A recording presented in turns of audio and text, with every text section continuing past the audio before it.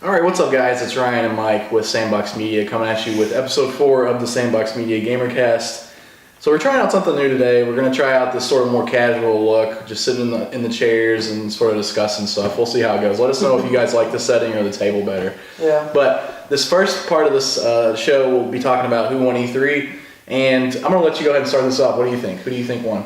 So this Sony pony is not going with Sony. Oh, that really surprised me. I really think I thought you were going to go with them. No, I'm actually going to go with Nintendo. I think Nintendo killed it with their E3. Announcing what everybody's always wanted, a Pokemon RPG on the main console. Game Freak's working on it, which, you know, they make great games that everybody really enjoys. Metroid Prime 4. Yeah, that's a big one. People were so stoked about that. Yeah, that game people have been asking for years. And finally, it seems like this E3 Nintendo just made for the fans. Yeah, absolutely. It was so much better than all the other press conferences they normally do, in my opinion. Normally, it's just so cringy, like most of their conferences. Like with the Switch, when they were talking about that one. Yeah. Oh, it was awful. Yeah. So bad.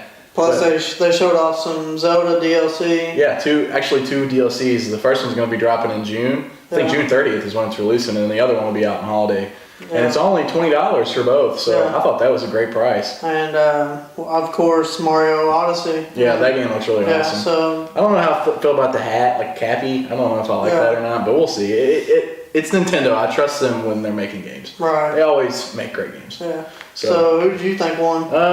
Nintendo was good, but I think who I'm going to go with is Ubisoft. And oh, really? Yeah, I like their conference. Like, I remember last year, I didn't really like the way they did it. Like, they just seemed like they had too many talking heads. You know, they'd show something, and they'd have somebody come out, talk about it, and then they'd show the same game. Like, it was just weird. It didn't flow very well. And I really liked, like, they started off really strong with the Mario and Rabbids game, which is a strategy game, sort of like XCOM. Yeah. It really reminds me of that kind of style of game. And even though it's not I don't think I'll buy it, but obviously I don't have a Switch, but I don't think I would buy it if I did. But it's interesting because it's a totally different kind of Mario game. You know, it's just something new in that sort of world. Right. And I really like that. The only really downfall from their conference for me was just the Steep DLC. I didn't think that was like really necessary. I don't know how many people play that game, but I don't think it's a too awful much. No, I don't think the game did. Yeah, I mean, and obviously I kind of wish that they would have talked about Splinter Cell, but that's just me personally. I just love that series, you know. Yeah. That's one of my favorite gaming series. But other than that, I think Ubisoft really killed it. I really liked the way they set up their conference this year. It flowed really well. And that's really all I have to say about it. I'm excited for most of the games that they're releasing. Yeah, I think Sony and Microsoft both had really good conferences. Yeah, they were both strong, don't get me wrong. Obviously with the Xbox One X, you know, they announced everything else that needed to be known about the console, the price and all that. Mm-hmm. Showed off some really pretty gameplay. Anthem.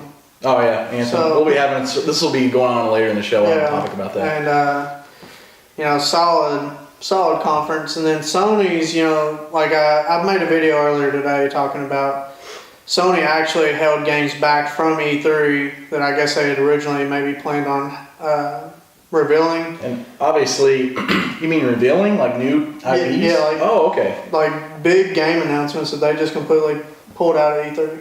Oh, PSX, that's obviously where it's coming out. Like that video I made earlier today, I talked about saying that, you know, they're probably holding those back for PSX, which, you know, E3's, it's big right now, but it's on its way out. Yeah, so sure.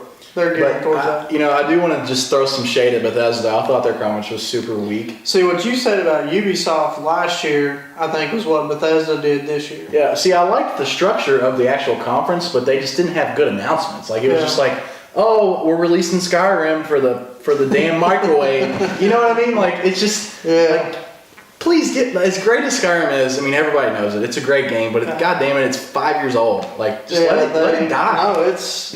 No, it came out in 2011. Oh, was it 2011? Oh, okay. 6 years. I thought it was 2012, but you know, as great as it is, you know, it's just time to. But of course, you know, the business side of me just says like, yeah, milk it, you know, for all it's worth. That's what Call of Duty does every year. I mean, but at least with COD, it's a new game. It's a different game. This game is literally the same. Exact same game, but you know, time and time again now. Yeah, people keep buying it, so why not? Like, Yeah, no doubt. Yeah. All right, guys. So let us know who do you think was the best conference at E3 this year? We'd love to hear it in the comments below. Just want to say a quick thanks to all of you guys that have been super active in the comments. We've actually had so much more engagement than it's awesome. We really appreciate it. Yeah, absolutely. So take care, guys, and we'll see you in the next episode.